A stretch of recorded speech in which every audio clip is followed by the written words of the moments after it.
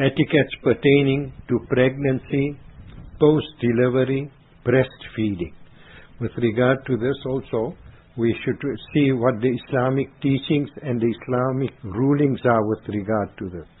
Normally, unfortunately, we follow in the Western way. We buy books and follow their teachings. We Google, etc. But we should find out the Islamic teachings with regard to this and try our utmost to practice according to the Islamic teachings. During the days of pregnancy, a woman must be extra careful in abstaining from stunts. Watching television, listening to music, arguments, eating wrong foods have an impact on the growing fetus. One should engage in dhikr, tilawat, and hear beautiful things. The example, she should keep her mind fresh and refrain from too much of talking and socializing unnecessarily. Excessive use of the cell and computer causes the mind to be overstimulated, which produce weak-minded children. A pregnant woman should eat healthy food. Hazrat Mawlana Shah Hakim Muhammad Akhtar Saheb rahimahullah encouraged a sister to eat a bright red apple with relish every day of her pregnancy without cutting it with a knife. He said that the child will have noble character and a happy temperament. Haram perfumes should never be used. Rather apply oud or musk on the forehead, as it will open the mind of the growing child. During the delivery, care must be taken to ensure that the mother is covered adequately, as negligence will have adverse effects on the morals of the growing child. When breastfeeding, the mother should be properly covered. She should never engage in gossiping or futile speech. Feeding the child in the state of wudu has a tremendous impact on the iman and knowledge of the child in later years.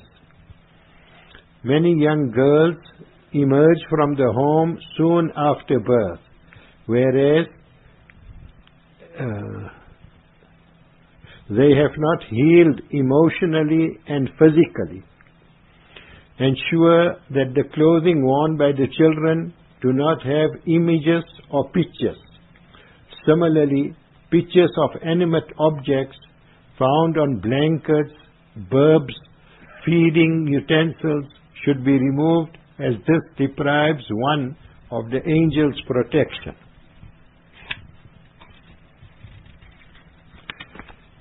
Baby should be breastfed. This is the right of the child. When the child begins to eat, he should be fed with fresh food prepared at home. Refrain from processed factory foods.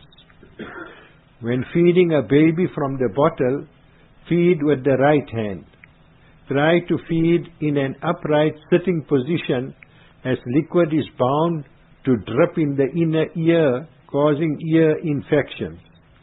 Do not prop the bottle of the child with a pillow, leaving the child unattended to feed itself. When changing the napkin of the child, especially a baby girl, do not do so in front of boys, even the elder or younger brothers. When changing the children's clothing, do not undress them in the state of total nudity. Always ensure there is some clothing on the body and work with half the body at a time. Ensure that there is a changing mat, etc., placed under the baby before changing the napkin, so that no impurity falls onto the surface. Hairs and nails of one's children must be buried and not thrown in the sink or burned. Hazrat Mawlana Shah Hakim Muhammad Akhtar Saheb rahimahumullah advised the mother of a toddler not to cut his hair in such a manner that the hair covers the forehead or forelock. This is the place where thoughts process, It requires oxygen.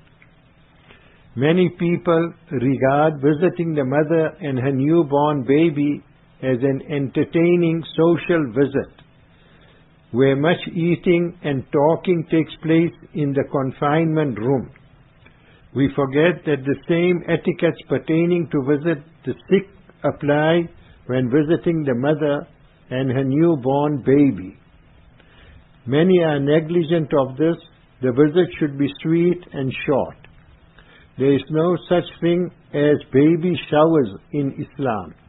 It is a Western concept and modernized way of begging for gifts. One should neither host nor attend such events. May Allah Ta'ala give us tawfiq to make amal on the whole of deen, inshallah.